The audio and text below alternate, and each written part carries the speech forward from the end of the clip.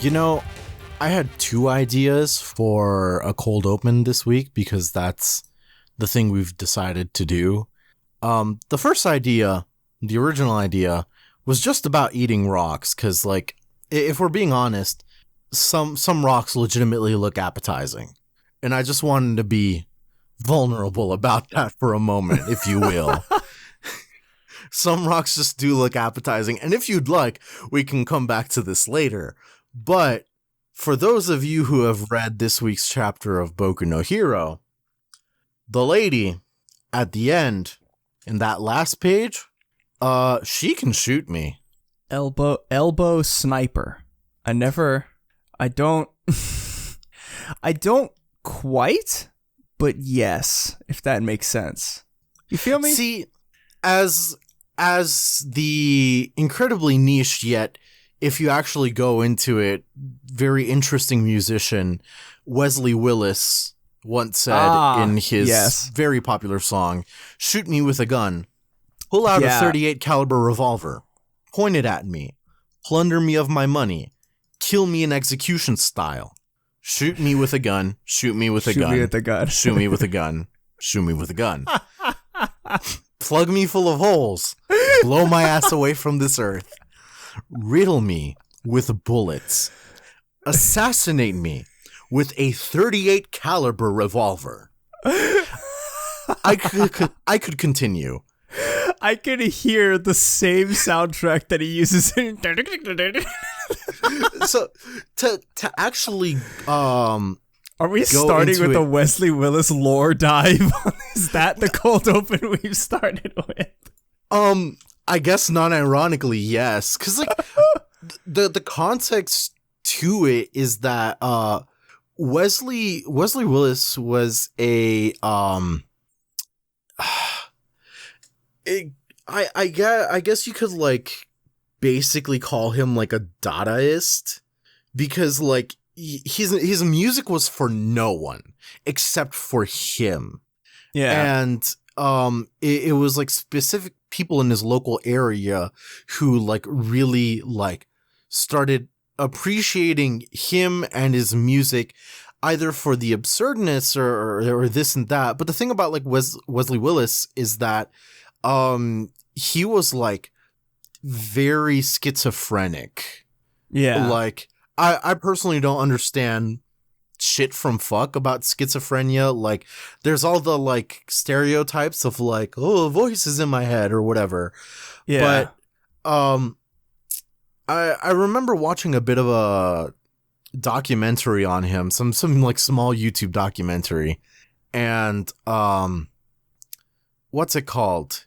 He, from what I understand, some of his like earlier music was him like him putting absurd lyrics or like things that he found funny to like music that felt that like it expressed his schizophrenia.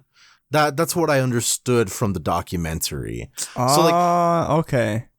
His music is incredibly like, it's not for everyone, truthfully. Like, you might find it a little funny or something, but it's the kind of thing that, like, once you start realizing the context, there's, like, a lot of deliberation to what he does. So, it's... Yeah.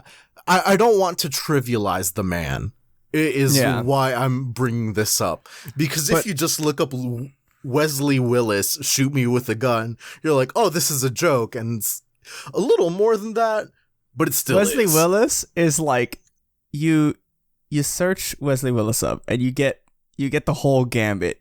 You get shoot me with a gun, and then you scroll down a little bit and you get I whooped Spider-Man's ass, in which Spider-Man comes to his house and he beats Spider-Man with the rubber hose. And that's it. And then you also get the ever classic, the evergreen suck a cheetah's dick, which is how I found my way into the Wesley Willis rabbit hole years ago. Suck a polar bear's funky ass. Suck a racehorse's cock with Heinz tomato ketchup. Oh god. To take a quote Classic. from Wikipedia, as a solo artist, Willis filled his albums with funny, bizarre, tense, and often obscene statements about crime, fast food, cultural trends, bus routes, violent confrontations with superheroes, commands for his demons to engage in bestiality. Willis explained that these songs would gross out the demons enough to make them leave him alone. Oh shit. Oh, sorry. The sentence continues, and praise for his favorite actors, friends, politicians, and hip-hop and rock artists. All right. See, because a part of that is like, okay, I feel like again, I know dick about schizophrenia, but I feel like if everything we've learned about him is like true, then that quote of him like keeping the demons at bay is like, oh man. Yeah. I mean, hey, I'm glad he helped. I'm glad it helped him, and Yeah, I'm glad it was that, a healthy like, way of like, yeah, more like there were a couple of things he did that were like a little unhealthy, but like, yeah. you know, I'm glad that it helped him, and I'm glad that he got like somewhat of a, I don't know how sympathetic they were, but like I'm glad that he did find somewhat of an audience in Chicago. Yeah. So Yeah. that's your real world lore dump for today. Yeah, that's the real world lore dump. If you search him up, there's always a picture of him with like a spot on his forehead. And I did learn that it's like every time he met people at shows, he would dap you up and then he'd bring you in and you would headbutt him. Like not hard, but he would like headbutt people, and just doing that to like everybody he met who loved his music. Like, yeah, it was the thing. So like, very interesting character. Surprisingly, we are not a music critique and lore podcast, though. Hold on now. I'm not gonna lie. John and I do have the potential to do that, and we have friends very interested in that. It is not off the table. Let's just put it like that.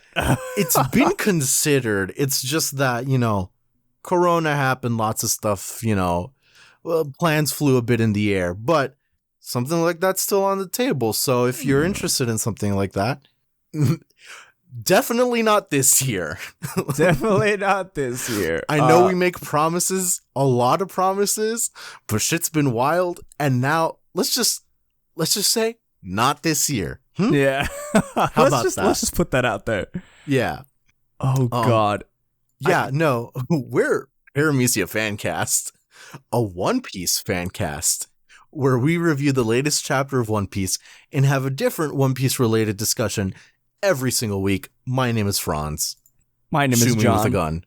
And yeah, my name is John, and shoot me with the gun. Yeah. God. Okay. What is with like? Okay.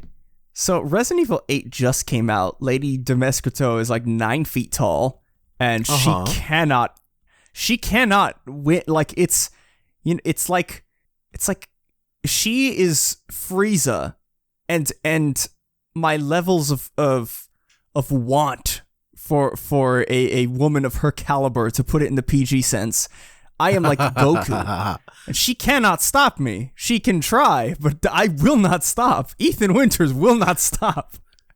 There's the same with this sniper lady. I saw this at the end of the chapter, and I was like, I don't like, my mind can't wrap around how, like, is the sniper made of flesh? And without does a it pop doubt, yes. out of the elbow? Like, does she have to Yes. put her arm folded up and then it pops out? Because that's pretty cool, but also like kind of weird. But I'm about it. And then also, like, is that just fucking Overhaul in the bottom? Sorry if spoilers if you haven't watched the anime or read the manga past what would be season 3 of the anime. I think 4. Season 4 is the Overhaul season. But Overhaul definitely got both of his arms like fucking ripped off. And this dude has no arms. Like he clearly drawn so that the sleeves of his long sleeve shirt are blowing in the wind to signify no hands. It's not impossible. But what I do want to say is that you bringing up Lady Demescrito or whatever. I don't even know how it's a Demescrito, I think. Lady Duran Duran. Lady. there's a comic by someone Dimitrescu or something. Sure, yeah, that sounds right. I said the right thing. Duran. Yeah. On Duran. Twitter, there's an artist called Flork of Cows. A little bit SFW most of the time, mostly just like having fun, like just doing silly little comics. Sometimes, like it'll be like 1 in 10 where it's like slightly horny, and it's like, oh, ooh, but they put a comic that was just like Lady Duran on the phone. And it's just like, for the love of fuck, mother, please save me. This man is insane. I caught him licking the inside of my tub. No, mother, please, you don't understand. I cut his hand off. He looked me dead in the eye, dropped his pants, poured some green shit on himself, then attached a severed cock to his hand. And then behind her, the door opens. It's just him. And like, that's you. Yeah, she cannot stop me. Like I want everyone here to know right now, Lady Dimitrescu cannot stop me. Someone in the comics of that specific tweet, like, put the I think it was like some track from Doom, the newest Doom. So like when the drop happens, the door opens, and it's like, oh no. Oh Jesus. Yeah. One Piece. Yeah, My Hero's good. Quick viz update, because this week was really good for Shonen Jump. If you've been if you for some reason been like, oh, I don't know what else to read everything that came out this week and just do it. Dr. Stone made me cry. Black Clover was insanely good. I don't understand what's going on in Hard Boiled Coffin Dolphin anymore, but I'm all about it. It's so good. Sakamoto Days, this week's, I'm not going to say anything about the chapter. This week's chapter's name is Jurassic Bastard, and I think that's all you need to know. He fights a fossilized T-Rex in the first couple pages. Which doesn't make it any better what I just said, but yeah. So that's the quick Shonen Jump lowdown. But yeah, One Piece, which was also insanely freaking good this week. Like, and the thing is, if you really think about it, this chapter was kind of a like plain setup chapter, but it was still so like electrifying. The stuff that were shown, no pun intended. No pun intended with what happens at the end, but the stuff we're being shown and the stuff that's being set up, I'm like, oh yes, I want all of this. It's time to have fun, actually. Yeah, actually, because like we just opening up. Honestly, what a good little viewer requests we got here, because it's incredibly specific too. Yeah. From Atsuki, kid so focused on building a bird out of scrap metal, he doesn't realize his head got turned into a bird's nest. And like, that's literally it. Like, Oda usually like has like some wiggle room, but Oda must have read this and been like, this is perfect. This is a masterpiece description. Yeah, this is a masterpiece.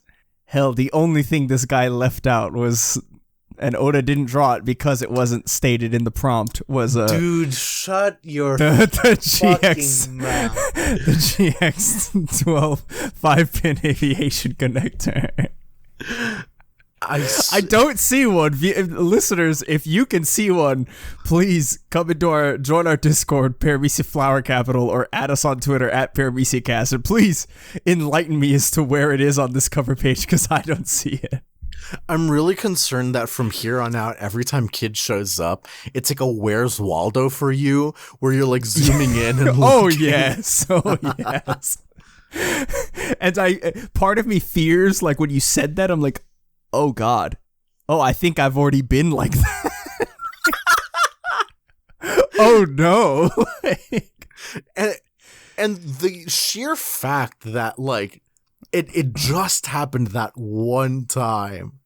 And you know what the best part? I hope that, like, oh god, in some roundabout way, like, Oda is probably like so excited to show us that page of like Kid, like fully suited up in his like mega Magneto armor, and I just walk up to the page and point at this like literal like half a decimeter of animated space on the page, and I'm like, oh, I know what that is. That's a GX11 5-pin aviation connector. And Oda is like, dog, like the whole rest of the picture, and I'm like, hey, that's pretty. But that's pretty cool that you drew that connector that I know of, dude. That's pretty awesome. It means a lot to me. Yeah. It reminds me how like our friend was just like talking to us about his like little cousin, saying that his cousin's just like we were talking about like Gen Zers and how we're starting to get out of touch and it freaks us out. But he was like, I don't understand my cousin, but he's different from them. He's just obsessed with fire alarms. He'll just like walk up and be like, hey man, you got one of them, and then like insert model number, and it's like, he was explaining, dog. Like his little nephew or cousin would come up and was like, oh yeah, like, I know that one. That's, you have a like 1740 model something. It uses this batteries and it has the. I think all of us are just like, dog, you guys have to nurture that. Like this is. It's something special. We don't know for important. What or why, but that's how you are with this connector in particular. Yeah. And I hate you for it. I do not wish to nurture this on you. Oh my god. You know what I just thought before we get into the chapter? Just let me lay out this thought for you. If you've seen Avengers Endgame, people, you'll know. In the scene where Tony Stark is in his cabin and he's trying to figure out time travel with the 3D model, and then he goes to Goop Lady, and then he's like, hey, I don't want to smell your vagina candles. Like, I've done it. And she's like, what? And he's like, I solved time travel. And then he throws up the 3D model in front of her. I want that scene, but it's me. And it's just like, I've done it. And what? And I throw up the model, and it's the aviation connector. It's every single time the aviation connector has shown up in any of Kid's, like, anytime Kid has shown up. I've done it. To get into the chapter, chapter 1012 itch, we're located, and I want to point out, I finally realized how the maps work, because there's two separate maps. There's always been a top-down map, and there's always been a like what floor they're on map, and I just realized that this chapter. I feel like an idiot. No. This is you're not alone. This is it gave me Punk Hazard vibes, and when I got those vibes, I said, you know what? They're not together. And that's that. I feel like that's fine. But for now, they're on the third floor, a connecting hallway from the treasure repository to the castle. And so they seem to be going up or down. They have to be going down because they came down from the dome. Yeah. And we get this like really sweet conversation, honestly, between Izo and Kiku. Kiku, does your arm pain you? No, huffing and puffing. Haha, why would you ask a samurai that question? It's merely an itch until my very life is expended. Also huffing and puffing. Yeah. No worse than the itch this one felt in the heart on the day you left for good. And then a little flashback to her like yelling over Izo, like, yeah, like screaming as he's going on Whitebeard's ship, like, oh god, they're all running past like all these dead bodies of like gifters that I assume that they've just beaten as they've been running. And they're like, come on. But if Izo is like, come on. But if you're doing well enough to tease me, I'll take that as a good sign. I'm really sorry for leaving without a word to you. And then this whole interaction between them is so interesting because Kawamatsu is like, Izo, if the country is opened as we hope, what do you suppose will become of Wano? And Izo's just like, let's talk about that in the morning if we're still alive. And he's like, a tall task. I like to see the convictions that they hold, but I don't want them to die. Yeah. Oh god. Even Kinemon is like, at this point, it's an all-out melee. We win or we die. I'm certain we'll need all the help we can get. I should be more than enough to protect Lord Momonosuke on my own. The rest of you scatter and join the fight. And, this part got me. Because they're running. And Kiku is like, Master Keen, let this one vanquish Kanjuro for good this time. And Kinemon just looking back at Kiku, breaks my heart. Because I'm like, oh my god, she fucking blames herself for, all of this shit. She has to be blaming herself for Ashura's death. Yep. Oh, this is messed up. Kiku, I love you. Dude, I want Kiku to live and survive. Fuck. I want her to just be happy. For real. God damn, no one deserves any of this. Asura. Oh, God. I know. Jesus Christ. But we also get another interesting moment that I had talked to Franz before recording. And I'm like, it makes sense. I never thought of it, but yeah, the timelines are correct. He would have never known about what little Baratier is about to tell them. Oh, yeah. Because funny little monkey is calling over, oh, Master Cat Viper, come over here. And so he looks over and is like, oh, Shishalian Barat. Or Barriet. Barriet. Yeah, Barriet sounds right. Where are you off to? And man, that's a bummer. So it's clear, and Kawamatsu clarifies, Kinemon's going out for Momonosuke, and Cat Viper's gonna stick around to see what's up. So the rest of them will be moving forward. But it seems like at the same time, Kiku is going with Kinemon, and it's probably the line of reasoning there is that Tanjiro is beelining for Momonosuke as well. Yeah. And right before everything cuts out, right before we move on to what Cat Viper was being called over for, Kiku just yells, right behind you. She's going on, and yeah, it's her and Kinemon going towards Momonosuke, and I'm just like, dude. Oh. Like I said, I love seeing their convictions, but I'm so worried about all of them. Yeah, it's absolutely, man, they're such good characters, the Scabbards, but it's at the same time, it's man, I know it's in their character, we win or we die, we're gonna die trying. It's yeah, but what if not didn't die? What if no die? It's the video, it's the comic of that dog where the owner throws the toy and then the dog brings the toy back in its mouth and the owner reaches for the toy and he's like, no no take, only throw. That's how I feel. No die, only samurai. No one has to die, just samurai. Yeah, dude. But we move on from the rest of the Scabbards and we focus on little old Garfield. Just having the news broken to him, he's sitting there reacting. What's that? Pedro's dead?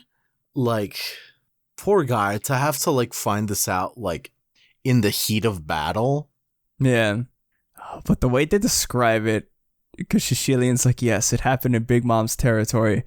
Luffy's crew said it was his sacrifice that enabled them to get here.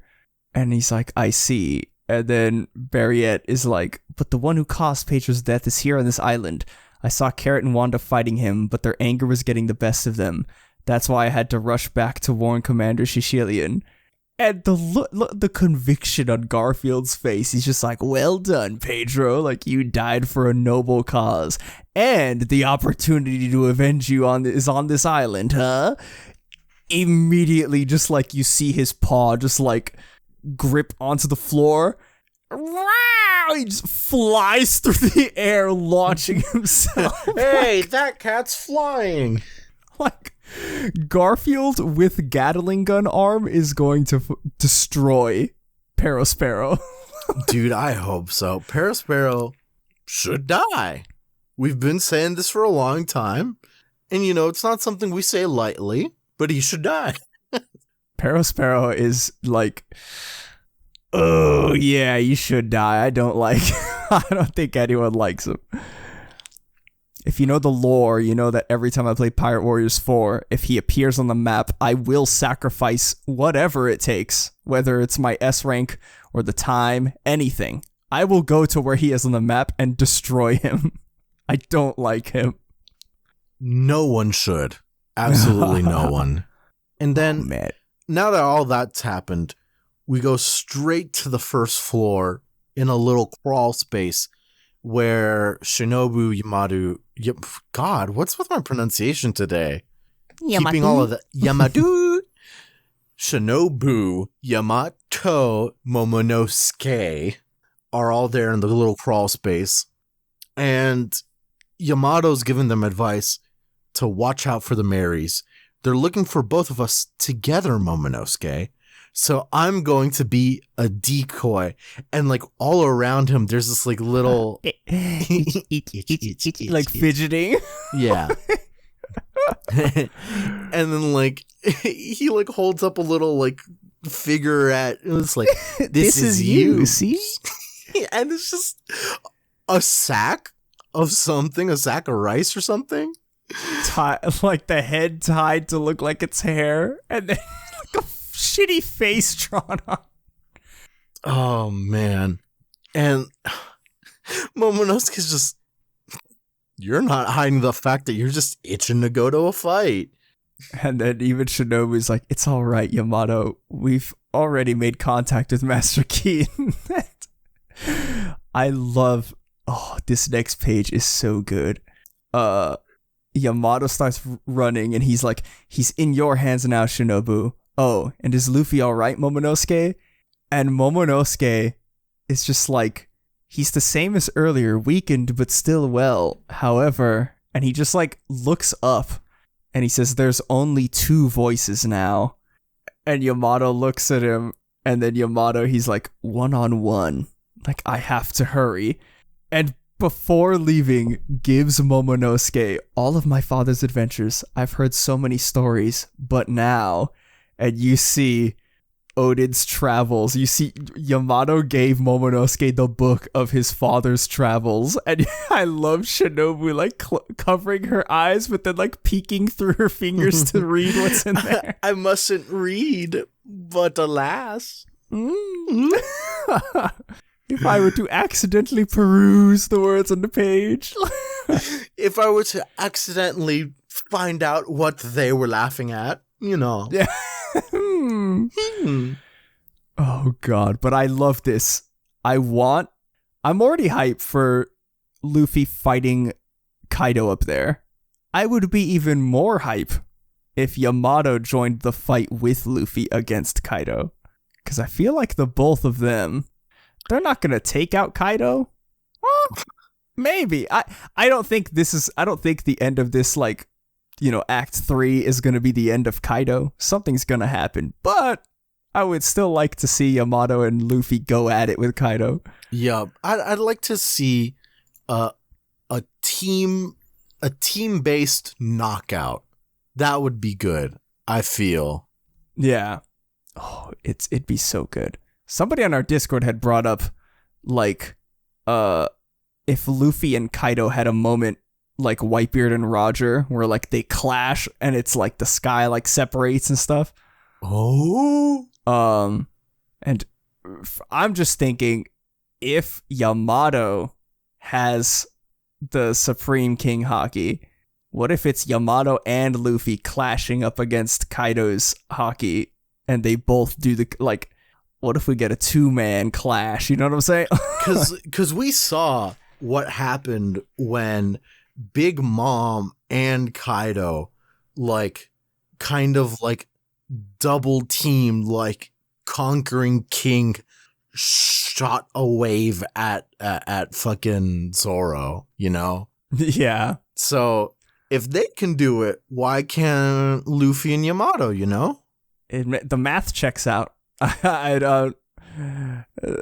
You showed your work, and I don't see anything wrong with this A+. Thank you, teacher. I can finally graduate. It's been 10 million years. This one math credit that I've been stuck on for 8 years is finally done. I'm that bad at math, so it checks out. Jesus, like, real quick non sequitur. I still have, like, I feel like everybody can relate to this. I have nightmares still of, like, oh fuck, I didn't complete one math, like, homework, and, like, now my graduation is null and void because I didn't turn in the math homework, and that means the class was never completed. Like, so I never attended my graduation, and I applied for graduation very late because I didn't really have a counselor. Because my department was kind of weird, and I was, like, also separate from my department under certain stipulations. So I didn't necessarily have a counselor. So I didn't know I have to fucking apply for graduation. Yeah. Like, it's so weird and that dumb. sounds very weird to me. Like, yeah. No, it is. I did it all. Like, I'm done. But, so... And here's the thing. So I applied. Okay. This is a bit of a bomb for everyone, all you listeners, but I'm no longer employed. So I don't feel uncomfortable just out and saying it. I was part of the JET program, part of, like, you know, coming to Japan and teaching this and that. I'm not going to get into too much of that, but in my JET application for, like, proof of, like, having graduated with a BA or something equivalent of that level, because I hadn't graduated yet, but I would be graduated by the time they would send me to Japan, they required either, like, transcripts, a diploma, or a letter from the department, right? And so I got the letter from the department, and, like, I sent it over, this and that. I got in, that's the reason why I live in Japan, etc. But I think either sometime after I sent the application or sometime in Japan, like, I had made it here, for some reason, I, like, went through my documentation. It might have been to, like, suggest to, like, Adri also tried to apply to the program. She didn't get in because they only accept people who have nothing to do with anything like that, like me. I'm not going to get too far into it, but yeah. So it was probably something like that as to why I was, like, looking through my, like, application documentation again. But I noticed that the counselor lady for my department had put the previous year as to when I would be graduating. So it made it seem like I had already graduated, right? By the time I was applying. And so that I had, like, actually, like, gone through with it and this and that. I just, like, didn't, like, give my transcripts for fucking some shit. And so I started freaking out. I'm like, what if I never actually graduated? Whoever did that, they placed a pre-order on your graduation. Yeah. They put the $5 down at GameStop. They said, oh, they're going to graduate for sure. But, like, what if you didn't? So the thing is like, when you apply to JET, like, if you're about to graduate college, like, everyone kind of has to go through that. But the thing is, what had happened, to continue with the analogy, is like I wanted to buy the new Sonic game, but the lady instead gave me Sonic 06 and was like, here's your graduation thing, and I sent that in without even like checking or thinking. Oh, well, at least they liked Sonic 06, I guess. Yeah, seems like. They thought it was the best game ever made. Hey, yo, Sonic kisses a woman? A real woman? Yeah, they were losing their minds at that part. Oh, God. Anyways, Sonic 06 it's pretty bad. But on the second floor, we get Trigun looking ass. That's Blackleg Sanji. Take him out. He's worth 330 million berries. And we see Sanji kicking the gifters and pleasurers, but he's like carrying a cross. And it's like, look what he's carrying. And we get a zoom in, and it looks like a whole bunch of bandages. And that might be Pirate Hunter Zolo in there. He's he's a jackpot carrying a jackpot. And he's like, hey, watch what you call me. And like the whole thing's confusing because like, why would they think Zoro's in there? And then you look immediately below, Zoro's actually in there. Zoro is mummified in there, and Sanji is pissed. And we get a few dozen minutes earlier, and Sanji's running, and we get pop, and it's you see Law. Oh shoot, we switched with something flying through the air. They land on Sanji catches them in his arms, and he's like, hey, watch out. And Zeus is like, where's Mama? I'm coming to help. And Sanji, not knowing about Zeus's like betrayal, is like, Zeus, what about Nami? Hey! We see Zeus's little ellipses, like he hasn't forgotten about Nami. Oh boy, when he finds out he got replaced with his wife, that's gonna make the end of this chapter even better. 10 out of 10. You know, you brought up Trigun, and you weren't the only one who thought of that. On our Discord, Solar and Sharp, both pointed that out. But the character in question from Trigun, wears a suit, carries a cross around them. The cross is bandaged. Turns out the cross is a very cool gun that I'm very jealous of. And it's the main reason I want to rewatch Trigun. John, do you remember the name of this character? I do not. I remember Vash the Stampede. And I only remember that because of All Day Anime. But I don't remember Cross Guys. So Cross Guy, he is he's known as Nicholas the Punisher, but his full name, I shit you not, is Nicholas D. Wolfwood. No way. Are you serious? With that, like, no word of a fucking lie, This is Oda's, this is an ARG. Guys, One Piece just became an ARG. We now have to scrub through all of Trigun to find lore tidbits. I'm gonna end up in the middle of, like, fucking the first season of, like, what is it? I'm gonna end up through this ARG in, like, the first episode ever of Precure, and it's gonna, I'm like, there's gonna be a character named Joy Boy that just nobody caught on to. That's the real One Piece hunt, finding out all the references. Now, here on the bottom of his trivia page on the Trigun fandom wiki, there is a tidbit that does say what the D stands for. So we have an answer to the will of D. I swear to God. I'm gonna butcher this because there's no spaces, but the D allegedly stands for Doko no kuni no monja waresuma kinshi te shizume taro kakora, which translates to, what the hell family do you think you're from? I'm gonna tie you up in a reed mat and dunk ya. If I saw that on Laugh Tale, I'd crack up too.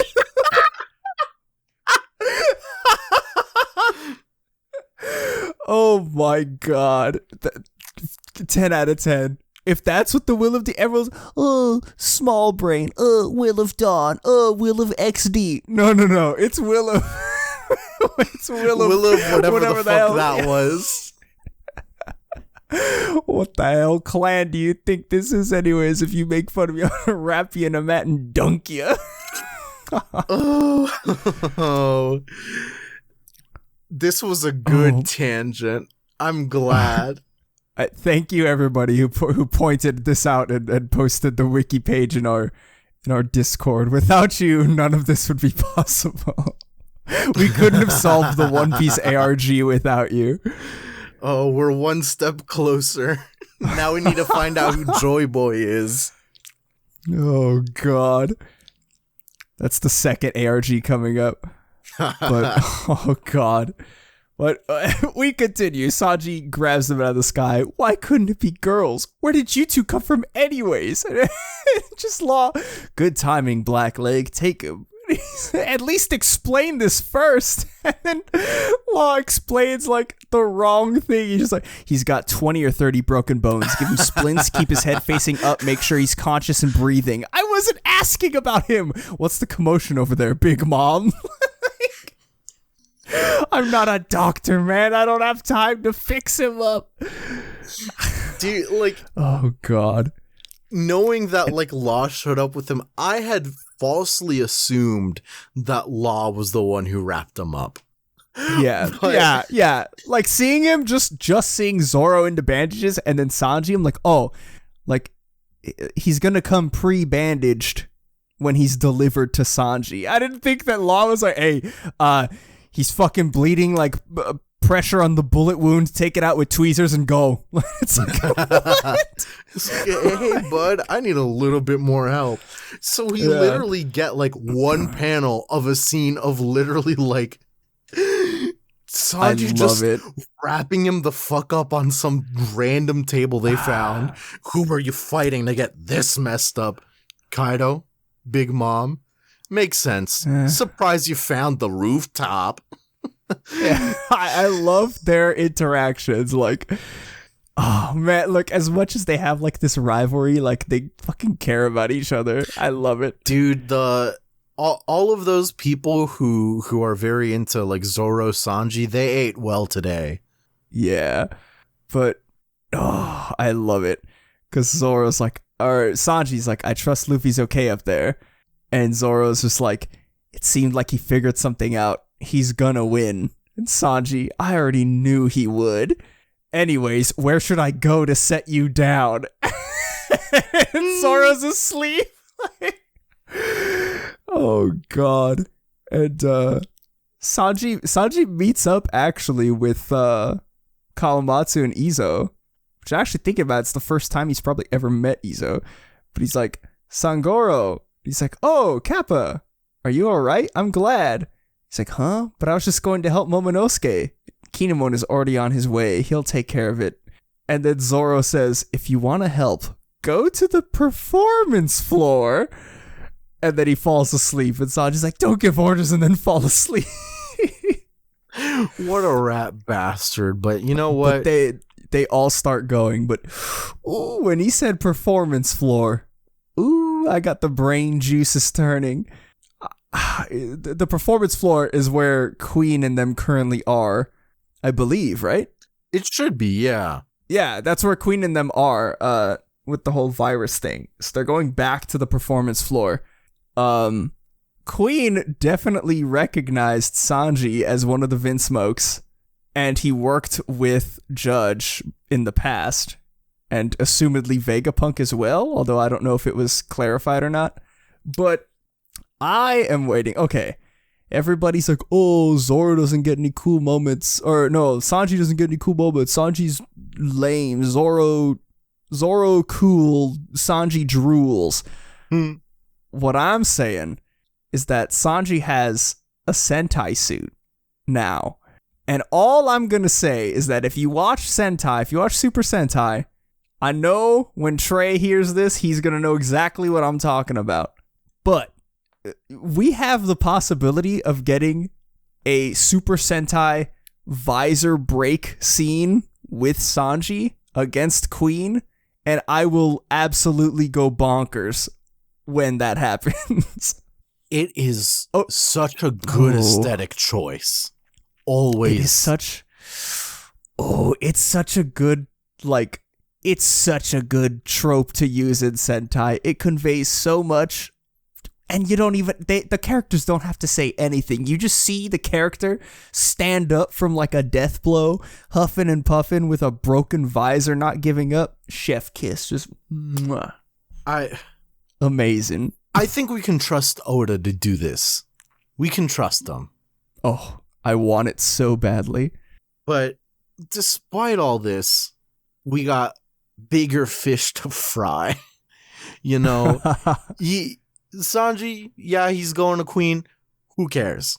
Sanji cooking and doctoring doesn't matter. Doesn't matter. You know, we've got Big Mom, fist still smoking. And I love how you could see the smoke like turning into Prometheus's like smile. Like it's so sick the way it's drawn. It's Oda's very like he's smart when it comes to details, but you know she's still raging over him. Was it you? Did you burn down Ukabura Town? And page 1, like we joke about it a lot, but he's dead. He's not actually dead, because if he was dead, he'd turn back to like person. But would he? In like, I don't know how to describe this. Like, Big Mom made an ostrich of him. Yeah, Big Mom punched his head so hard that he assumedly traveled like 18 feet into the ground head first, and his dino butt sticking out. And Ulti just running like, you're going to regret that ever so much. And Big Mom, I love this. Here she comes. How dare you hurt Pei Pei? And they're like, Big Mom. And Big Mom is just like standing there, head turned, just staring at Ulti like, what the hell are you gonna do? Dude, like, the one thing that was pointed out, which I find very funny, our resident question master, Hippo, pointed out something that I had not noticed on my first read through. Ulti in that panel, no mask. Kind of weird, champ. Ulti. Kind of pandemic's not over, Ulti. Yeah, that's kind. You know, even if you got both your shots, no one around you can guarantee 60% of America's got a shot. You know, that's a 3 in 5 chance that someone's safe without a mask. You know, no one likes those odds. So just keep your mask on, Ulti. Come on, hey. Come on. Yeah, I assume I want to see this I assume in the volumes it'll get fixed, like when they re-edit the pages and stuff, but it's just funny. Like, they probably just... Damn, Ulti Cannon face reveal. Yeah, the Ulti Cannon face reveal. But I love Usopp. It's like, that's it. We can have Big Mom take out her too. She's like a goddess all of a sudden. And then Nami, it's her, Olin. She's the one who did the thing that made you sad. Whatever it was. And Big Mom is like, pipe down, Straw Hats. You're next after I'm done with her. And then immediately, Ulti, get her, girl. Come on, let's take out Big Mom together. Pipe down. After that old hag, you'll be next. Dude. They can't win. No winning. It's so good. Like, I don't know specifically what circles of Twitter it is, because like my Twitter feed is not like catered or anything. My Twitter feed is chaotic. It is like tangents of like, I touch different worlds. I can see the multiverse, and whenever they graze my world, I can peek into them. You are Kang the Conqueror.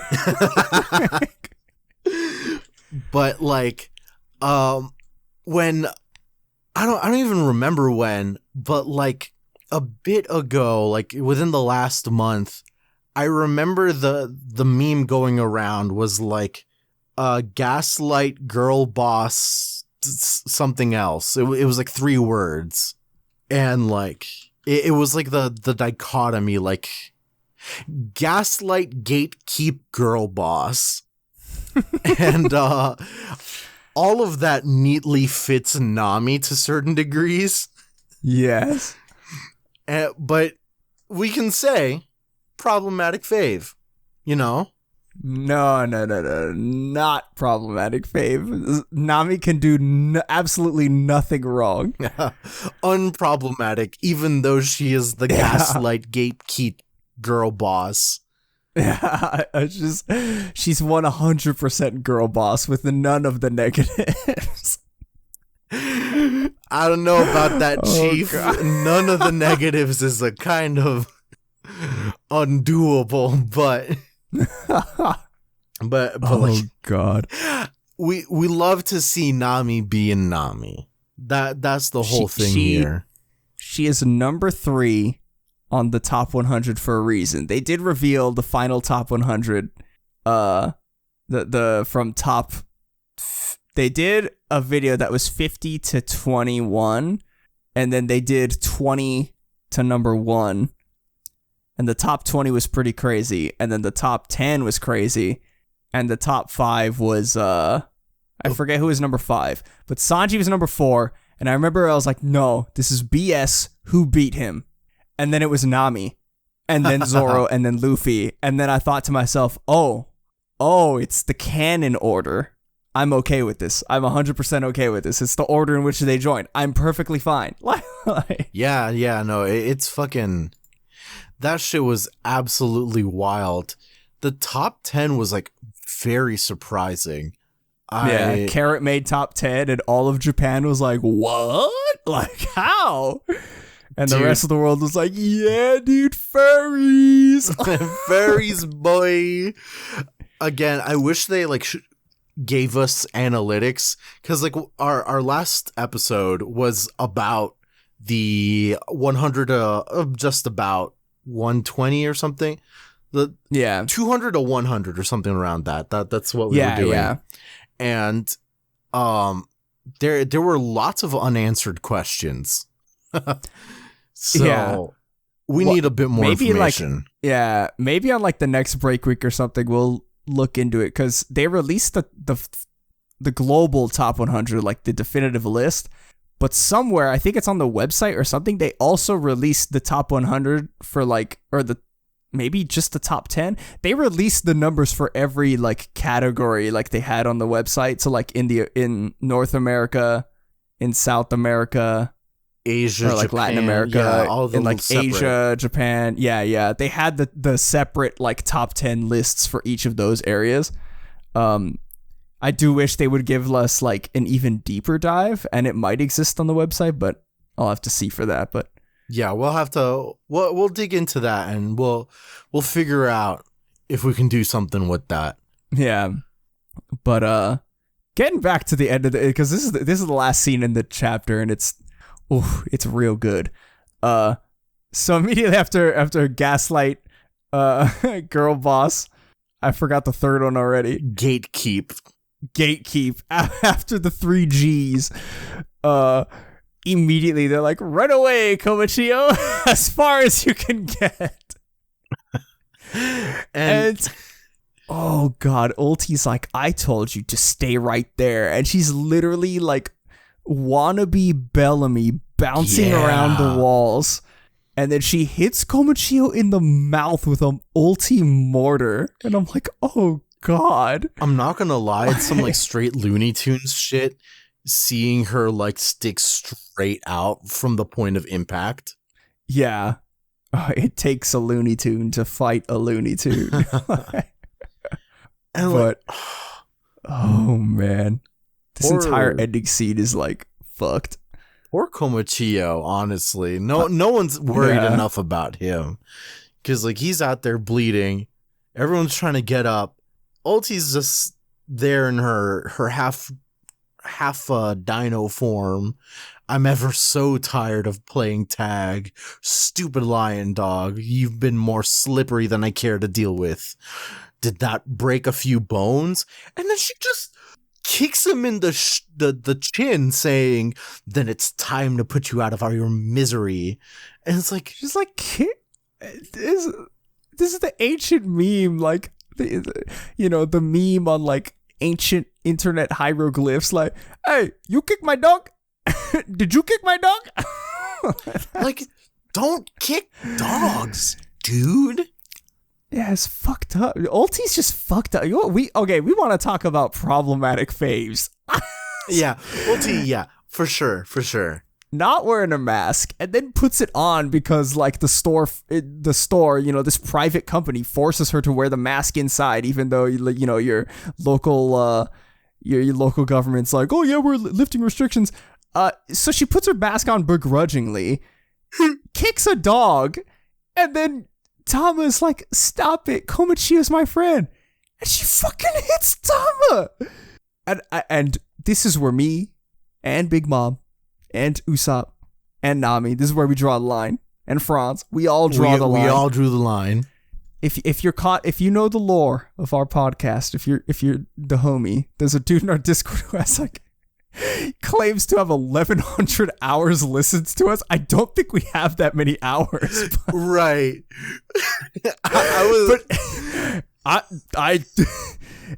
Anyways, I'm sure they would know that in the beginning, this podcast was founded on a strong foundation of protect Tama at all costs. I think it might have been like one of our first like protects. Yeah, it was. She was definitely the first on the protection list, and god damn it, we need that list to come in clutch now more than ever. Cause God, Big Mom is like, the shading on her face. She's like, "Oh, Tama," and Usopp is like, "Nami, take Tama and run. We gotta go." And Big Mom is us right now. "Did I just see you hit my friend, little girl?" And look at Ulti. "So what? You just smashed my little brother." And it's like, a point, yes. What? Yes, but Skrillex can take a punch. Child, not so much. Skrillex deserves it. Child, no. So we get the retribution, but it's not where we think it came from. Nami sticking out with her climb attack, busting her with some electricity. Who said you could hit Tama? And Usopp's just freaking out, like, "Nami, we gotta leave, come on, hey, She says, "Hey, Nami, baby, come on." No, I don't think I can do that. She hit a child. I'm going to stay here and crush her. Ooh, that's the one thing, man. That's the one thing you don't mess with Nami. You don't, not and at children.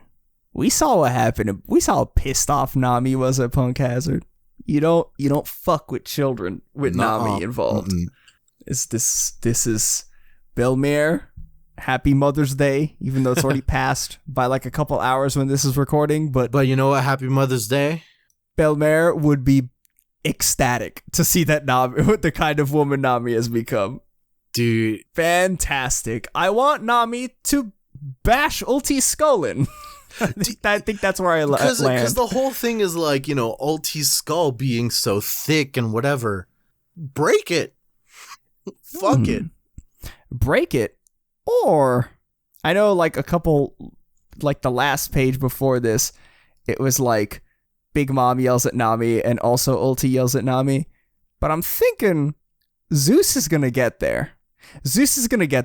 Find out Big Mom has thrown him away. And then I think this will be the moment where we get Zeus back. And maybe? Can I hope for another thing, Oda? Can I get Big Mom and Nami doing a double like lightning attack with Zeus and Hera? Is that possible? I would like that. Can we get that? And I would like that. I'm glad that like Big Mom is still like angry towards the Straw Hats and all this, all that. But I think if anyone could try to negotiate a truce with Big Mom, it would be Nami. And Nami with Tama on her side. I feel like it would make it somewhat likely. And, Big Mom's still going to be like, fuck you guys for what you did, but also this place is fucked. Yeah. Oh, man. Absolutely fantastic. Like, it was a setup chapter, but the stuff that's being set up is getting me so hype.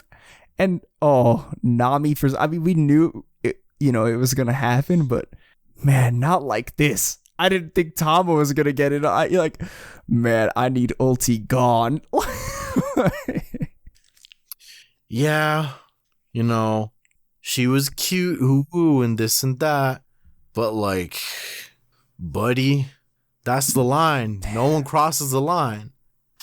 We set up, we outlined the line. We put ropes caution tape all around the line. We said, look, you just can't hit Tama. Like, you can't hurt her at all.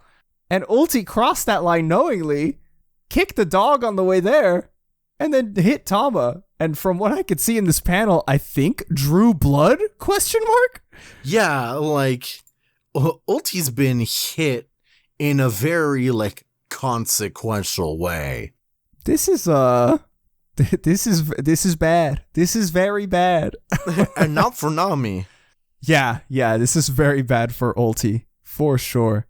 But yeah, that chapter ends on an epic angry ass Nami face. And we're not on break next week, so nope. Woohoo! Oh, the curse has been lifted. The curse has been lifted. Yeah, next break week is it's either going to be like after the next one, or if Oda counted Golden Week in his 3 and then 1 break, then we got like another week after that. Oh, true. Hopefully. Either one. I'm about it. But that is going to wrap it up for us this week. Don't forget to follow us on all of our social media. We're at Paramecia Cast on Twitter, Paramecia Fancast everywhere else. Our Discord server is the Paramecia Flower Capital. The permanent invite links to that is on our Twitter and Facebook and YouTube, all in the pinned comments of all of those, pinned tweets, pinned descriptions. But we'll be back next week with chapter 1013. It's so weird to say it like 1,000, like chapter 1,000 and. Yeah, no, that's a little daunting, to be honest. Yeah. But yeah, that'll do it for us. Don't kick dogs and don't hit kids. I don't really have a crack theory. I mean, I think that's a good place to keep it at. Yeah, we'll end on a PSA. Don't kick dogs. Don't hit children. Like, exactly. Capturing someone in some spider webs, like torturing, putting brass knuckles on, using them as a punching bag a little bit. That's okay if not encouraged, depending on the person. Cough, cough, not us. But kids? Dogs? Nuh-uh. Doing all that to a grown person? Okay. Doing that to a dog and or a child? Might not be okay. The more you know. The more you know.